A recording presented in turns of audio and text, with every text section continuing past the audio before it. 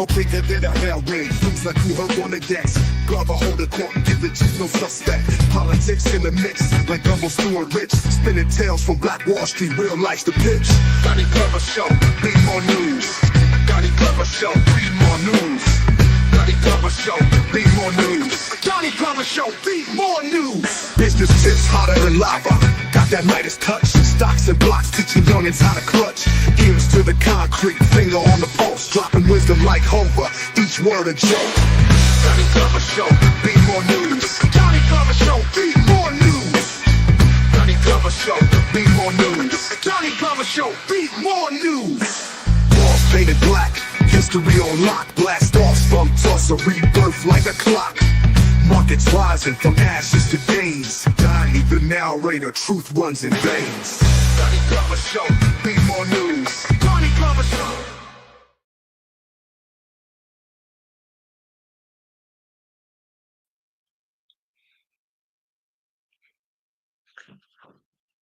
How's everybody doing today? Welcome to the Political Roundtable.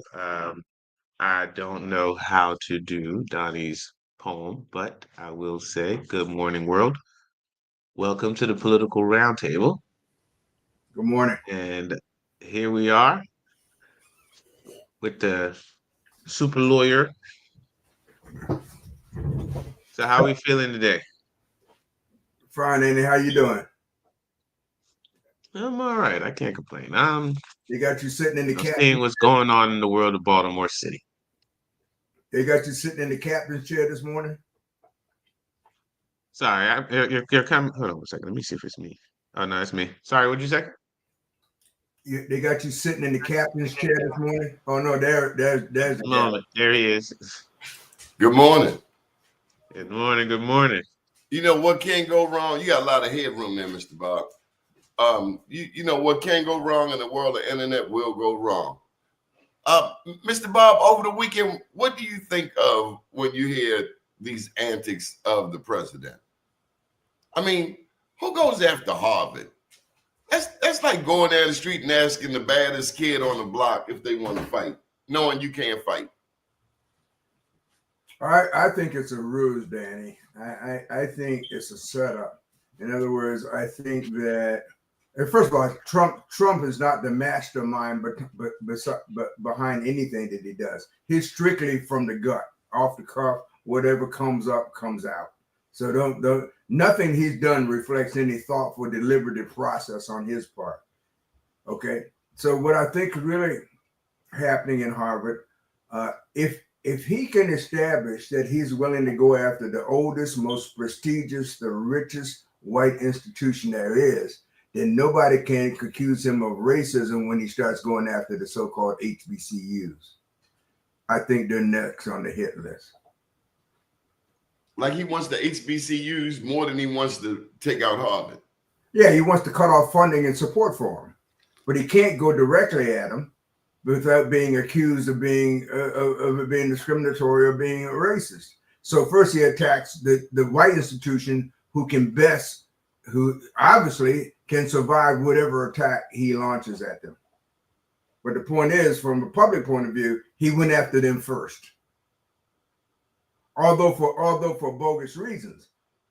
I mean, there have been several, this business about he's going after them because they allow, an anti-Semitic students and faculty to make Jewish students feel so uncomfortable that it's conduct that he's got to stop. Well, even several Jewish organizations are complaining that they're saying you're trying to use me to cover up your attack against free speech. Stop it. You know, Mr. Bob, I got to put this out there. Andy is a witness to this. A white guy called me an anti-Semite. Mm-hmm. And I'm thinking to myself, son, I'm more Semitic than you. The thing is, I find it interesting that certain folks like to say that, supporting Palestine is anti-Semitic. But it's like everybody over there are a Semitic people. And, correct me if I'm wrong, but, all of the, And they're not white. the original are not white. So, and here's the other thing, Mr. Bob. They want to argue that Jewish is a race or imply that. It's a religion. Well, Judaism is a religion. The concept of what means Jewish is, Jewish is no single meaning. No. But you're called anti-Semitic not because you're against Jews or against Judaism, but because you're against Benjamin Netanyahu. Because the fact of the matter is, even as we speak, there are thousands, or scores of thousands of Israelites on the streets on a daily basis protesting against the most corrupt prime minister in the history of the country. The only leader they've ever had whose conduct parallels that of Donald Trump. Maybe that's why they're good friends, I guess. But I mean, he's been, Bibi has been indicted for at least 4 times. He tried to but one of his responses was try to remove the authority to indict him from the court system. Does that sound familiar? Authoritarianism that Trump is doing. Exactly. Attacking the judiciary. That was Bibi's first response. So when Trump uses anti-Israeli government action and conflates it with intentionally with being anti-Jewish or anti-Semitic, and they're not the same at all. There are many, as I said, many Israelites, Israelis in Israel and Jewish people in this country and organizations who oppose what Bibi has done and who oppose Trump's support for what Bibi has done.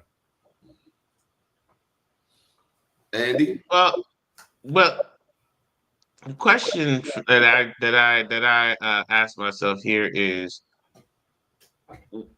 if historical context really is in play here, and this is just a 58 fake out, a 52 fake out, to attack HBCUs, particularly because what he's attacking within, like, from what I'm understanding, is within the Harvard thing, he's attacking a lot of the anti-DEI, anti-CRT, and all of that, those points. And so I wonder to ourselves, what can we do to weather this, for the HBCUs to be able to weather it the way Harvard can weather it. Now we know Harvard's going to use money to weather the storm, but there has to be another way for us to get our HBCUs through. Well, first of all, we got to stop calling them HBCUs, because that's precisely what Trump wants them to be, historical, right? He wants them to be something that no longer exists. And then he's going to erase the history of their creation from the attempt to, as he's done every other symbols of Black oppression or Black achievement. He erase us to make us invisible. So not to be more pragmatic, what Black institutions, including Black colleges, must do is define for themselves what it means to be Black. Why do you exist? If you, what is there a continuing constitutional basis and legal basis for your identification as a predominantly Black institution? Whether, as I say, whether it's a college, a university, a bank, whatever it may be. And see, our problem is we have accepted the definition that white folks have given us, which simply means non-white. If you're Black, if that's what you appear to be facially, from pigmentation point of view. But but obviously it means much more than that. And obviously that in many cases doesn't mean that you're actually Black. So what, in terms of the culture, in terms of your beliefs, in terms of your history even, or what's in your DNA. So we got to define for ourselves what it means to be Black, because the only way we're going to survive, and in my estimation going forward, is as true as legitimate Black institutions, because that's where the battle line is going to be drawn. And I get where you're coming from, and I cannot disagree with you. But I think where we defer is on strategy, right? Where like you come from a different era and you guys fought the war in a different way. And like I come from a different era, different background, and so when I think of strategy, I think of what more along the lines of militarily, which means that you have covert, you have direct conflict, you have covert operations, and what I'm saying, you fight the enemy on every point of contention, similar to Napoleon, how he did that. He fought every enemy. He broke up his army into small pods. Everybody had their own mission and their operation, and they attacked the enemy from all points. That's how they was able to flank various enemies, because it wasn't ever a big group of people that's coming behind it. It was always like small packs, and everybody had their missions in there. And so I think as voters, like in HBCUs and other Black institutions, we need to, instead of everybody trying to carve out a lane for themselves, what does it look like if we have enough turnout to where we can have the same level of presence within the government as the whites had in the early days, when they still was able to push through the Jim Crow laws? I feel like it was like something like 30% of the wealth. No, not the wealth. It was 80% of the wealth or something like that. And it was like uh the number of the elected officials that were of color was zero. But I think with the solid 30%, 60%, 40%, 30%, we should be able to command enough of the vote if See, our numbers are spread across, where we can fight on both sides. Right well, now, we're only fighting on one side, and the one side doesn't give a damn about our numbers. well, see, one, and let me illustrate. First, I never talked about strategy. I talked about objective. And, Hmm. and from the other side, the strategy has been to get us to focus on our differences and not on unification. See, Hmm.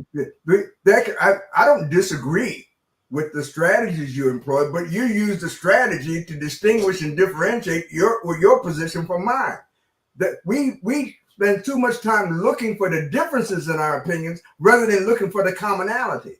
The commonality should be our objective. And you're right. You must fight the battle on every front. We got to stop using words like of color, because I was taught that white was a color too, right? So, so what is this of color? That's another way of making us invisible as Black people. Words have meaning. Words have meaning, and words are powerful means of communication, whether they're written or oral. We've got to be very careful in the use of our words and the use of our speech. And we've got to be clear on what our objective is. I don't care whether you're from Haiti or whether you're Buddhist or whether you're Islam or Christian or Jewish. As a Black man, as a Black people, we must be together on our objective. And we must come together and stay together on that basis. That is the only way to guarantee our survival as a people. Why can't we come together? I feel like we have a hard time coming together because there are so many um, white people, I mean, are very influential on the modus operandi of many Black people. A significant number of Black people, from and particularly within a certain educational class, and they have managed to separate Blacks based off of education. We can't come together because we have abdicated our opportunity and obligation to select our own leaders. Every group has a leader. Even the damn rats in Willard had a leader, right? We don't.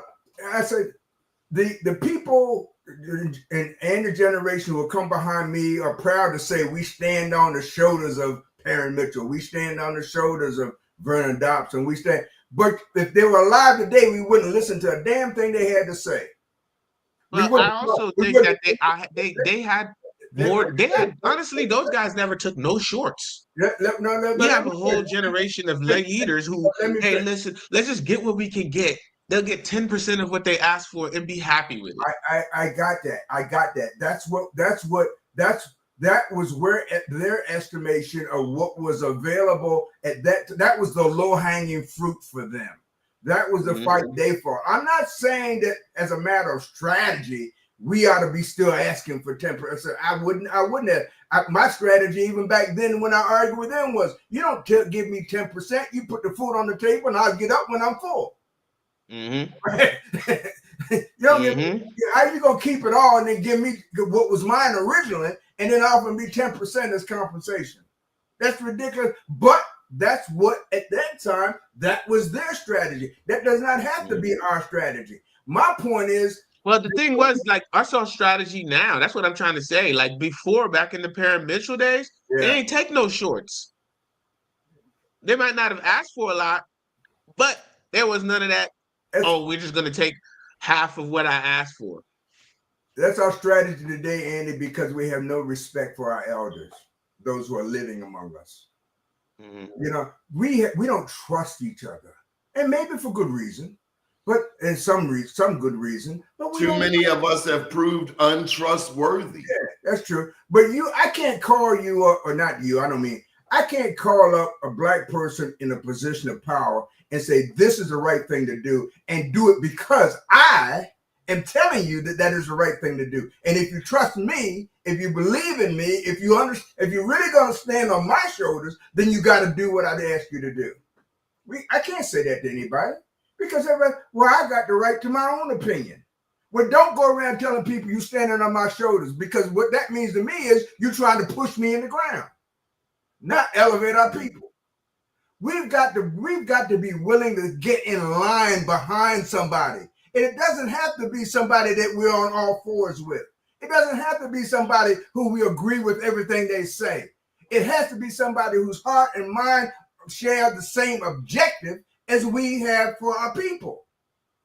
But we believe that unless I agree with every single utterance that comes from your mouth, unless I agree with every single word, every single act you do, then I can't combine with you because you're too different. That's bull. That's what keeps us apart. A divided house. What now? Somebody finish it. A divided house, what cannot stand. And that's our problem. Corey McCray was saying that a few days.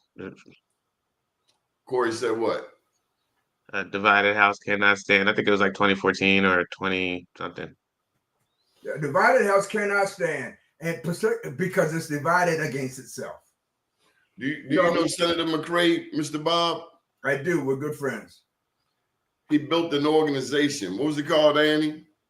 Best Democratic Club. Best Democratic Club. He started it, I imagine, because EDO wasn't going to elevate him. They wanted him to get in line. He said, oh, no, we're not getting in line. Made me think about... Was it an EBDI, though? No. Well, I'm not sure. Maybe not. EBDI I don't know if it's a membership organization. EBDI is the business. East Baltimore Development Incorporated, which was developed, you correct me, Mr. Bob, because of the EDO, East Side Democratic Organization. Bob Douglas, Nathan Irby, all the way through to Clarence DuBurns. Is that right, Mr. Bob? Well, EBDI was created to implement the Hopkins plan for the redevelopment of East Baltimore. Okay. That's why that was created. The expansion of Hopkins, the takeover of East Baltimore, much like the highway to nowhere on the west side.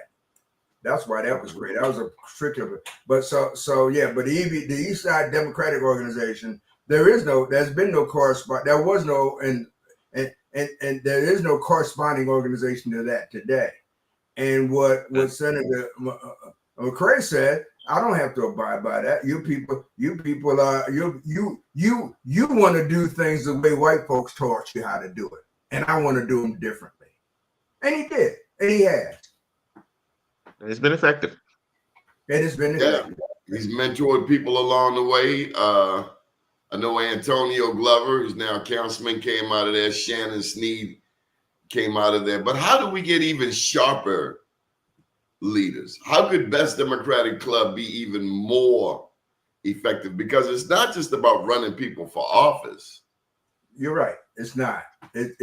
We got Because after they lose, then they go home and we don't hear from them again. Well, and also it's not about, first of all, we've got to unlearn everything that we think we know. And that means we got to trust somebody to teach us what we should know. If you don't trust the teacher, you ain't coming to class. Right? And that's what's happening in Baltimore City public schools. Yeah, you ain't coming to class. We got too many people walking around talking about they want to learn, but they won't go to class. And when they meet the teacher, they deny his existence. They say, my opinion is worth as much as yours. And they say everybody got a right to opinion, but they won't acknowledge or admit the fact that every opinion is not worth as much as every other opinion. In law, we have that to be admissible evidence, the opinion has to be from an expert witness, not from somebody coming off the street who just want to tell you what they think. There are those people who have endured the battle, who have endured the storm, who've tried to carve out a pathway forward. And if we don't identify and trust them for ourselves, we'll never get out of the quagmire that we currently exist in. Because if we don't, eventually Stephen Miller, Steve Bannon, David Duke, the Oath Keepers, the Proud Boys, we will not exist. That not for you and me or even Andy, but Andy's grandchildren won't even know that there ever lived a Doni Glover. Andy's grandchildren won't even know that they ever lived a Bob the Shield if you think they're worth anything. Andy's grandchildren will never know of our existence because they will wipe us from the face of history as it currently exists. And we sit back. Go ahead. Have you seen the strong African leader that everybody is talking about, Ibrahim Traore? Yeah, they're doing big things over there, man. Big things. He's the leader of Burkina Faso. Yeah. Mm-hmm. They done put a hit on him 20 times, including a white girl from France. Well, and that's not new. That's not new. They did the same thing to Patrice Lumumba. I mean, we could go down the list. And they've done it in this country even. They did it to Malcolm. They even did it to Dr. King. Well, I mean, the thing is, if the playbook's still working, why would they change it? Well, you got new players coming in the game like Putin. Putin has a different form of rhetoric than the U.S. Putin say Russia's in there to help Traore, but he's speaking a different language than the U.S. Well, the thing is, go ahead. Go ahead. Is that Russia is very much about protecting itself, and so they've been on the offensive, they've been trying to make all of the superpowers that from NATO and all of them groups who all banded against Russia, trying to make sure that they're mostly fighting auxiliary wars through other countries, whether it be economic or, well, really the target is really economics to prevent them from being able to properly fund their military. And that way you don't got time, you don't got the people to attack Russia. Russia's got 200,000 bodies. The only other military that can match Russia pound for pound is the U.S. military. And so we're over here fighting. That's not true. China could if they wanted to. China's got the population they could take down any of them. But hold on. China's got a big problem. China's freaking farmable land, and the farmable land is like 11%, and their food supply is very, very vulnerable. We bomb that. We take off. That's why they buy U.S. debt to ensure their food supply. And Andy, are you paying attention to China? Listen, let's not be really fooled. Putin's objectives are the same as Trump's, to preserve his personal power and wealth. Period. All that other don't go for all that other crap. The money is controlling this whole thing. The oligarchs in Russia and the oligarchs in the United States. They got different names, they speak different languages, but the objective is exactly the same: to control the Completely, personal but power I and think wealth. we're saying the same thing. It's just the different strategies. And once again, it's just like, all right, Russia No, once again is he's fighting saying, us on many fronts. no, he's saying that when you see China and Russia in Africa, they're talking that kumbaya thing. Right. No, they don't like the U.S., but they come as the same rapists that Exactly. the West are. Same damn rape is rape. Exactly. Mhm. It's exactly what I'm saying. And Mhm. and you know, And then with Putin, and honestly, the Israeli jewelers, Mhm. it's that whole diamond mafia. So basically, that whole crusade path. It's all about diamonds. De Beers. I mean, come on. Mhm. Look, A diamond is a girl's best friend. let's not Mhm. be Diamonds and rare earth. Blood diamonds. let's not be for or the minerals in Ukraine. You know why? You know, let's not be fooled by it. The problem Yeah, is not your friend. we got a world stage, and truth and fiction has been given a seat right beside truth. Mhm. You know what? I was in Tanzania. I gotta tell you, I was in Tanzania in 06, and I was looking for a souvenir shop. Do you know I could not find where I was an African-owned souvenir shop? The damn Indians from India own the souvenir shop in Africa.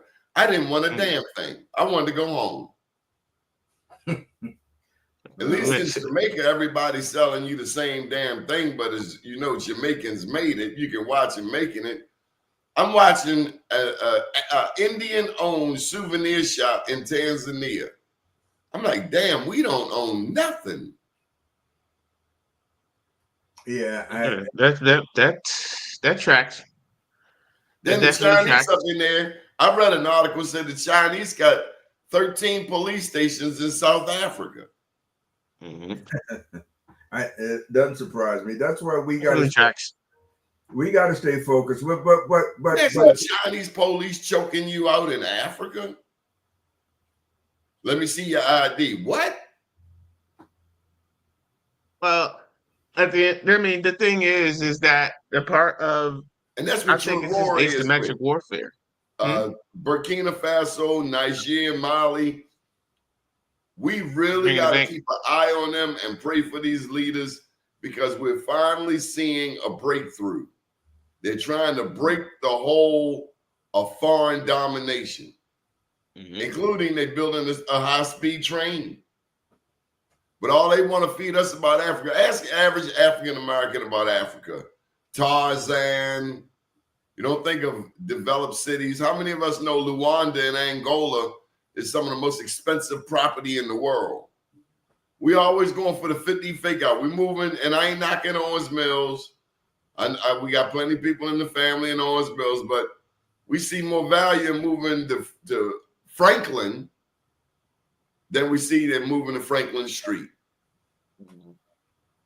Well, there's more excursions to Paris than there are to Pretoria or any place in Kenya or any other African country. Even though there wouldn't be a Paris if it weren't for the riches and wealth of the Francophone countries. What you got? Senegal, Cameroon, Cote d'Ivoire. And you know, honestly, Mr. Bob, yeah, we as African Americans got to stop using excuses. We got to study some geography. We got to study, period. We got to study, period. You know, if you can't, we want to know, but we're unwilling to take the time to learn. And when people who do know try to teach us, we won't accept it because we have our right to our own opinion. Yeah, they say, you know, that's the one thing about America. You have the right to be wrong. Well, Trump is eliminating that. You know, he intends to limit. You can. We're on the precipice of a time when it's illegal, just like what he said about CBS. Oh, they say a whole bunch of bad things about me. There's got to be something illegal about it. Well, they can't find anything, so he's going to make it illegal. What is going to ultimately happen to Donald Trump? Are good white people going to stop him? Because what I see, they're the only ones who can really stop him. What's their incentive? Well, no, they're not the only ones that can stop him. Father Time will, because no matter what, he's gonna die. He might not believe it. He's gonna die. And I'm not suggesting don't come FBI come raid my house. I ain't saying kill him or nothing like that. I'm saying he's a human being and he will die just like the rest of us. I like to see somebody kick him in his head before he go though. Well, don't shoot him in the ear because we know that don't work. No, kick him in the head. He's got the most fantastic ear in the world. The AK-15 don't even take it off. I think that was a setup. That was a setup. That boy wasn't trying to hit him. He had one assignment and he missed. Of course. Well, he missed, or he wasn't supposed to hit him in the first place, or maybe he wasn't even shooting at him. We'll never know unless he comes back from the grave to tell us. If he ever killed him. All we know is what they told us. Yeah. Well, that's true. Yeah. And right or wrong, too many people are willing even to ask the question. And Trump's goal is to make asking the question illegal. When are white people going to stop that? That is not the America any of us knew ever. He has turned this into an authoritarian government.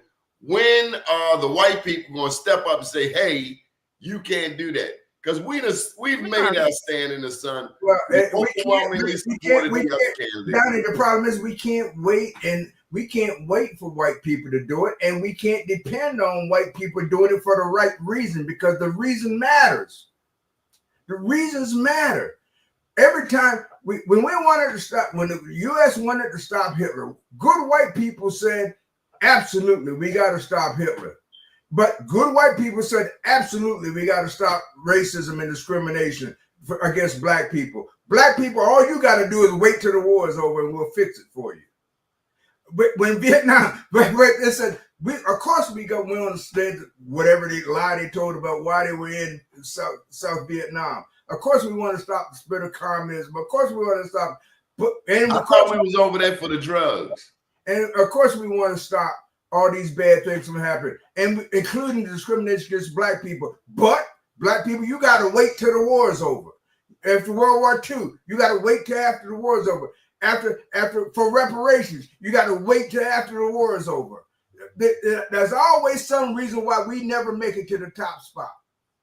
So on the white folks scale, we got to get off of their trampoline, their trampoline, and create our own. We got to go back to the days when we believed in ourselves. We believed, and we were self-sufficient and believed that the only thing we needed was an almighty God on our side. Oh no, Mr. Bob, I got to pay that mortgage this month, and I got to pay this car note for this Bentley, and that's not probably going to happen this month. Well, and everybody, Donnie, everybody ain't going to make it. And I don't say that disparagingly, and I don't say it as the one who decides who will and who won't make it. I like Gucci too much. I'm not the judge, but I'm thankful there is one. Okay, I'm not. But what I got to do as best I can in these few days I got left is spend the time that I have talking to people who are willing to listen. Are you optimistic of the new young lawyers coming behind you? Or I don't know. I think you asked me that a few days ago. Somebody did, and I don't. But honestly, I don't really know a lot of them. But I'm not optimistic about the legal profession as a whole. I think the legal profession as a whole has turned as cutthroat as any other, and maybe it was always that way. But it seems to me I do remember the time when there was more collegiality among lawyers. I do remember the time when right and wrong did matter. Even to lawyers in the representation. Now, only thing that matters is winning. Right and wrong is not even an issue. Do you think Thurgood Marshall would be pleased with black lawyers today? Some. Some, he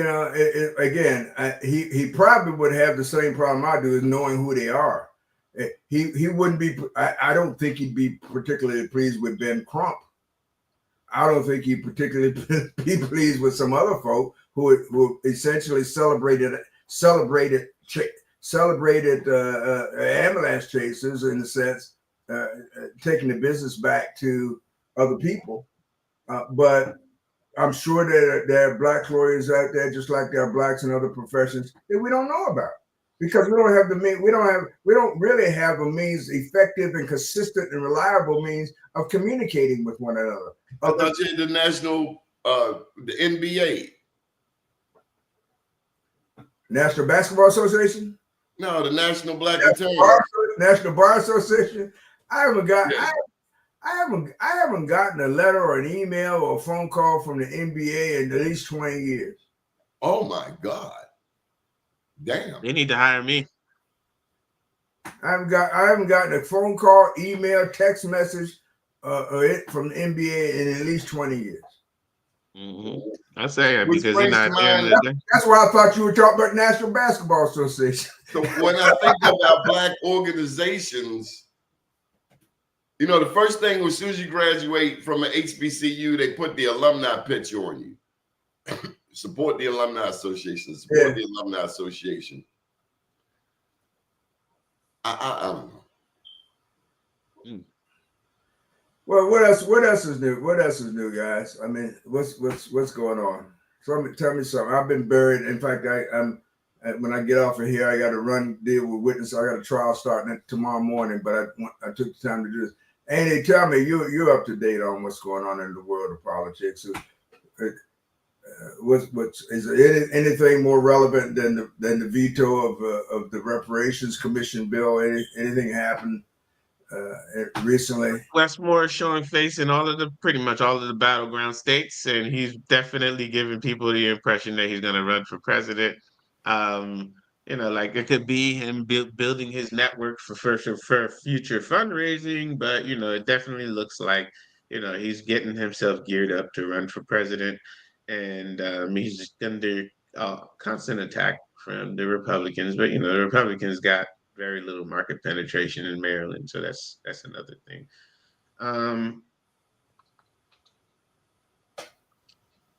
That must be a difficult walk to know that you want to run for president, but that if you do make it too known, then you welcome antics from Trump. I mean, let me ask you, Mr. Bob, should he be definitively yes or no at this point? Should he leave his options open? Because I was very critical of Martin O'Malley when he was doing the same thing. He was mayor, he wanted to be governor. He was governor, he wanted to be president. And to me, if you're constantly looking down the road, are you ever in the moment? Like Schaefer, you could tell he loved being governor. If it were me, what I think I would do, and I don't want to be prophetic, because no one really knows, I think, what you would do unless you're in the circumstance. But if it were me, I hope that what I would do is condition my decision on what I believe the people really wanted and what was in their best interest at the time. I wouldn't have a problem acknowledging my desire to be president, but my decision to pursue that desire would be based upon whether I believe, at the time my decision has to be made, whether what I believe in my objective is consistent with what I believe is in the best interest of the people from whose cradle I emerged. So now, and so I think that withholding an quote announcement at this time is probably the best strategy. But you're hanging out with these celebrities, and then George Clooney. So the talk is going to be there. It seems like Wes likes it. Well, the prevailing notion, I think, is that it's in your interest for people to be repeating your name, even if they're calling you names. That if they're repeating your name, you at the time come to vote, that it'll be a name they recognize. what I'm getting to, does that mean an incomplete job here in Maryland? Oh, I don't think so. I don't think it means that. I don't think it means that at all. Because that kind of job is never complete. Period.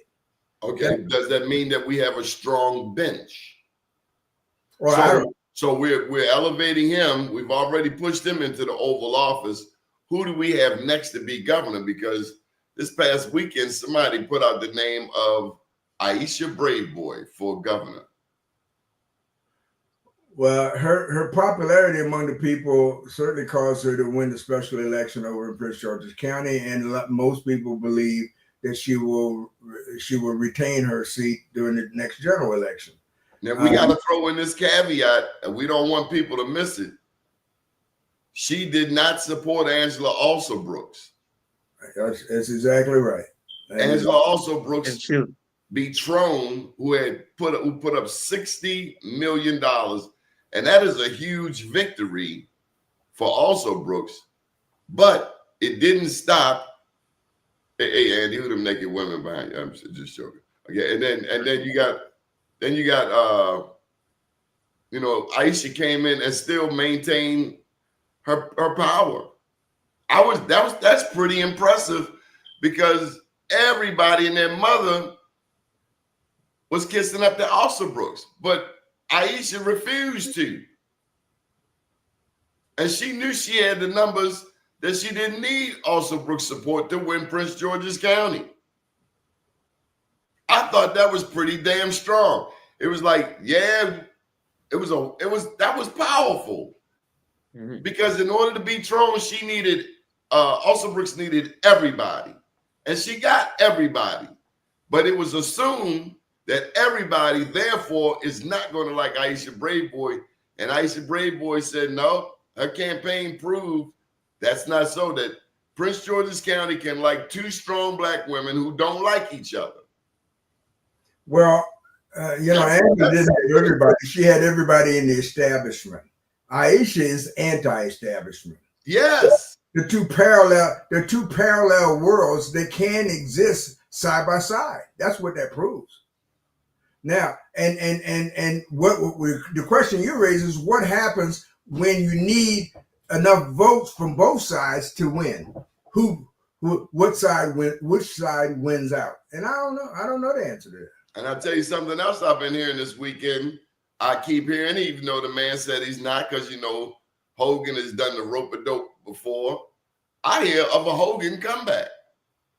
They had me on the radio show, asked me about a Hogan comeback. I knew nothing about it. The official word is, no, he is not running. But I tell you, I love competition, because it only makes them have to better serve our needs, especially when we can articulate what our needs are. And I mean the black community. Yeah, speaking of articulating our needs. Thing with Hogan. Here's what I believe Hogan is doing. I think Hogan is out here building the clout for a general election endorsement, because why not challenge Westmore for president? I'm gonna tell you why, because you don't have a Boyd Rutherford or a Michael Steele. You might want to rethink that. Well, I think Hogan, because he's one of the most popular governors from the. He was popular with a black lieutenant governor. I'm telling you, Boyd was the secret sauce. I'm saying, I understand that Boyd was the secret sauce. I'm just saying that nationally, the formulas that work best are honestly, come to think of it, that guy from South Carolina, he was running for president. Tim Scott. Tim Scott. Tim Scott might be able to fill the void that Rutherford's leaving. What? No, in Maryland. What? Who cares about Maryland? I'm talking about president. Tim Scott, the one that said "I love Trump" and kissed him on the lips or something. Hogan? No, I'm talking about Trump. Tim Scott kissed up the Trump. Yeah. Yeah, I get that. But you know what? Why that's helpful to the Hogan camp is because Tim Scott and freaking Hogan can bridge two parts of the Republican Party that don't even mess with each other. Tim it's obvious Tim Scott has no juice because he didn't even get a job. Okay, so He was never gonna get a job. Well, he thought he would. That's I would hope that he thought he would. What makes you think he would want to get a job and no longer be a senior senator? Head up another man's behind as far as he stuck his head up Trump's behind. I would hope he was expecting to get something out of it.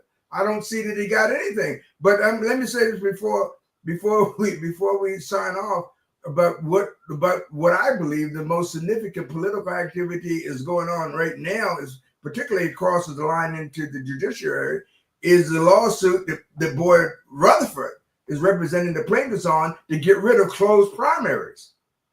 That is critical. If I was strategizing against this whole thing, against that against closed primaries, you know what I would do? I would just come into the General Assembly next session and introduce a bill that just funded the primaries for the Independent Party, the Green Party, and all the other parties. Like, all right, well, you guys want y'all primary? You don't want y'all primary? No problem. Nobody says we have to let you into our primary. We just saying that, okay, you want a primary? Give you a primary. Well, the point is, the people shouldn't have to choose, period. It's not that you can't solve the problem by creating legislatively another option for me. I don't have to have an option. I'm a taxpayer. I can decide for at the end of the day. If we want to argue this in court, here's my angle on this one: is you guys have a general election because whatever the rules say, you have to be able to participate in the election. The general election is what you want to participate in. Yeah, now, but and stop taking my money to support your closed primary. Stop taking my money. If I'm taking your money, if that's your problem, that I'm taking your money to support my closed primary, then the fact that you're getting your own closed primary should satiate that. No, having two wrongs, Andy, still don't make a right. You can't fix. No, why should I lose in order for you to gain? Let me finish. Okay. Taxpayers are not obligated to support any party. The Maryland Constitution, the U.S. Constitution don't dictate that there be a Republican, a Democrat, a Green, an Independent, or anything. If you're going to take taxpayer money to support an election of any kind, primary, general, whatever you want to call it, every tax-paying citizen who's eligible ought to be able to vote in every election. And you can't fix that by creating more closed primaries. That's not the answer. And besides that, this case that Boyd is representing hopefully will be much farther along the line to resolution before there is a next General Assembly. My point is this. The closed primary system is part of that package of restrictions, including the Electoral College, that don't open the doors to people voting, that close them, that cause the anomalous result of somebody who can run for office, get 3 million more popular votes than the other guy, and still not come close to winning, which is what happened to Hillary Clinton in the election against Donald Trump. That's what's wrong. As egregious as the Republican Party is nationally, are Black people too married to the Democratic Party? Yep. Black politicians. I'm 1,000% believer on that one, because at the end of the day, the only way that we would have ever stopped Trump was to have 30% of the vote come out in the Republican Party. You're not going to beat Trump on the general election stage. You'll beat Trump in the party, in the primary. Well, I do not regard a 1.5% spread as making him invincible in a general election. I don't think today that the spread would be that much given the right so-called Democratic candidate. Okay, let me put it like this. As evil as Trump is right now, and that's what we see. We see pure evil. He wants to get rid of Black history books, HBCUs, all of that. I get it. Right. Was Bill Clinton and the Omnibus Crime Bill of 1994 our friend? No. We all love Bill Clinton. His main goal is to kneecap every single. He had sex in the Oval Office. We love Bill, first Black president, and he locked up, just like Martin O'Malley, more black people than anybody before him. Because, And we are He in did love worse with to it. Haiti than he because he ever was, did than no in America ever did to any country. He freaking kneecapped Haiti so damn hard. Oh, No other no and his wife. but he didn't do it because he was a Democrat. He did it because he wanted to win. You could have called him a Dixiecrat and he would have done the same thing. That's my whole point is we got sucked into this labeling thing, and that is what's kept us in place. That Yeah. you're not born a Democrat or a Republican or independent or anything else. The problem is this. Two problems. Number one, everybody running for office will say whatever the hell they think they have to say to win. Number two, there's no punishment for lying. If they prosecuted candidates for office on the same grounds that they did Julius Henson for trying to misrepresent the people, the facts, for the purpose of causing them to exercise their voting rights one way or another, there wouldn't be enough jails.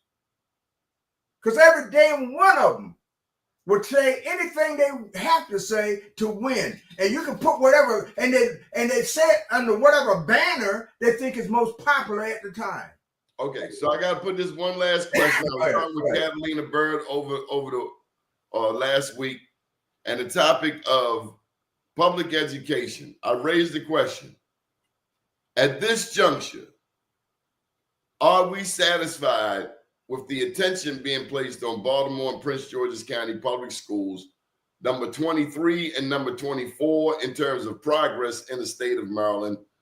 Or should there have been a task force put on studying how to reverse the trend of the race for the bottom with these two majority black jurisdictions, that nobody can win governor without their support?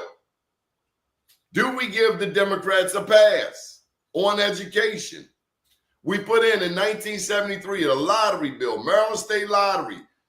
They promised money for education, money for education. We're renovating Pimlico, new football stadium, new baseball stadium, but we have classrooms with no air in the warm months and no heat in the winter months. School need a new champion that doesn't give a damn about the consequences of their vote, because at the end of the day, when when McFadden had to freaking put in a lockbox legislation in order to get the casino money to go to where it was promised to go, there was consequences, but he stood tall on them. We have to regain control of the educational system. But as I said earlier, if you can't get the kids to come to school, then the teachers got nobody to teach.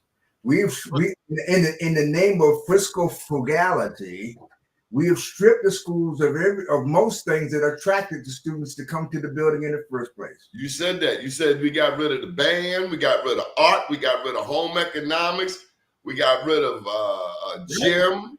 We wonder why obesity is through the roof, because ain't nobody climbing that rope to the top. Because we allowed the politics. And we took prayer out to school. Yeah. Let an atheist come along and tell you that prayer is wrong. I want to say, and this is from conversations with young people, because I've done a few civic lessons over at the evening reporting center, right? And so you're familiar with that. There's which kids, it's pretty much baby probation, right? And I did a civics lesson down there, and what I've learned from these young people is no, this is ERC, Evening Reporting Center. After they get out and they put them on an anchor monitor, a lot of kids, especially the ones who like committed murder or something like that, they have to show up to the evening reporting center. And even after like probation, well, I don't know what kind of charges they really had. I know a couple of them had gun charges and shooting people and stuff, but they had to show up there and like do programming and just be supervised. Now, from that conversation with these young people, what I've learned is they don't like showing up to school because they don't learn how to get the bag. They watch the drug dealers are teaching them how to get money. the school is y'all talking about, oh, this long-term investment in your education, and you can't cash out on this education, and you can't start your own business, and you can't do pretty much anything to to deal with a situation that may very well, that well, not very very well, is so traumatic that you feel like you have to go and get this money so that you can support your family. Now, these are the kids that are pretty much the predominant children in our school system, and we're not teaching them what they need to know to survive. We're not teaching them what they need to know to get the bag and get the money that they need to survive. And so with that, Sound like a rapper, why Andy. would we expect them to come out? They're not stupid. They're making these calculations. Bro, I can be out here on the corner, dope money. Listen, there ain't no, they say stuff like, like there's no money like dope money. Are you What saying Andy is really people pointing are- out, what Andy is really pointing out, in my estimation, is that we've been teaching kids the wrong reason for going to school and getting an education in the first place. You don't get an education, although making the money may be a byproduct. You get the education so that you can be a better person, so that you can better achieve what the objectives are, what your life objectives are, so you can even better understand why the hell you're here in the first place. Who was your That's first not a teacher, school Mr. Bob? problem. That's a parent's job to teach the kid that. Who was your first teacher, Mr. Bob? Your first teacher is the one who's closest to you at the time of birth. That'd be your mom and your grandma. Exactly right. That's your first teacher. That's your first teacher. And by the time you step foot, like that, we didn't have no pre-K and all that stuff. I didn't step foot in the school to the first grade. By the time a kid gets to the first grade, he's already 70% or more of who he's going to be for the rest of his life. And guess what? By the time a kid gets to the third grade, they're reading on grade level. They're doing great in life. And then somewhere after the third freaking grade, the grades start dropping. You know why? Oh, no. Not necessarily. That's not necessary. It's not the majority. It's not the majority, but the significant number. They've already divided. They know different. who's going to college and who's going to the penitentiary by age 8. And first of all, by the third grade, the kids are beginning to learn that the system only affords them certain options, right? Mm-hmm. By the third grade, the kids learn that you have an option of being educated or not educated. And if you want to be educated, that means the only place to do that is by going to college. A college system where you're going to be overcharged for the cost of admission, where you're going to be overcharged for the cost of attendance, where you're going to, by the time you pay off your damn loan for going to college, you're already 55 or 60 years old and hardly of any use to anybody, because then you feel like you got to catch up and make up for all the lost time in college and paying off your college debt. But maybe we should look at all of the people who made it as singers and athletes who are broke by the age of 30. They can sing, they can catch a ball, because and then they broke. They're broke down. So that's the point, though. If we were teaching these kids in school how to get to the bag, how to keep the money, then guess what? These athletes in college and these athletes would have a baseline of understanding on how to build their wealth and not fall in. At least the majority of them, or a significant number of them, won't fall into these traps. Because we've been taught that making the money is what's most important. You can make money, but with talent, but you won't keep it if you're not smart enough. It shouldn't matter, bro, because that's what they might not be smart enough, but they got the hustle to pull themselves up by the bootstraps. And if you're not teaching them other ways to put themselves up by the bootstraps, they're gonna do what's the simplest and the one thing that they know works. And guess what? Dope money ain't no money like dope money. It comes in. How the hell I'm gonna pull How are we myself supposed up? to keep them out there? You know what? I've got a story for you guys. When I was in high school, because I got in trouble a lot, so my mother always sent me to different family members' houses, right? And I was walking to school one time, and I was in New York. I was at South Shore High School, and I was walking to school, minding my business, just walking to school, and then I stopped at the store to get like some snacks and whatnot, and some older cats came by, right? They had a hustle going on where they were stealing from Home Depot, and they was returning the items to another Home Depot, taking the credits and selling them to contractors, right? Now, they roll up to me, they look at me, size me up, and they're like, "Oh, you about to go to school?" And I was like, "Yeah, I got to go to school." You know what I mean? It was like, "Yo, you don't making no money in school." I'm like, "Man, I'm in honors classes. I'll be all right, bro." And it was like, "You want to make $600?" You smart enough. You should crunch the numbers. How much are you gonna make in school? And there's a no freaking brainer. I'm like, I'm with y'all, shorty. How can you combat the fact that at the end of the day, these kids are being presented with these options that are no brainers? If they Because go and they work, and get a job after school, they're gonna make $60 a day, maybe $80 a day, depending on how old they are. We gotta crunch the numbers. The thing is, these families, the people they love and care about, are struggling. So at the end of the day, we need to give them the tools that they need for them to be able to do what we expect them to do, which is build Black wealth. And what we need to do is teach them how to be independent, strong, educated, and committed Black people. That part of the expression, but that trumps the wealth. If you don't get that into their hearts and minds and souls at the beginning, they're worthless to themselves or anybody else. You're Bro, saying if you can't eat every day, ain't nobody trying to be a good person. Please allow me to finish. Sure. That's one of the things I meant when I said you listen to your elders. I've been on the Board of Education of Baltimore County. I've seen what they do to Black kids, particularly young Black boys by the third grade, when they stop nurturing them and treating them like the next on the list of most wanted. I know what happens. And I'm telling you, the only way to overcome that is not by teaching them better ways to make money under a system that's ultimately dependent upon keeping somebody oppressed, such as capitalism. The only way to improve our people is by changing their hearts and minds and their souls. And you can't do that with a dollar bill. You can't serve two masters. You can't tell me that my primary objective is to make money, but yet I'm supposed to be committed to my people. It doesn't work. It's never worked for anybody. That you can see, the only people in society right now who talk like that and feel like that are people who can feed their families every day. Yeah, and we're here to stand for it today. Bye-bye. Good morning, world. Good morning.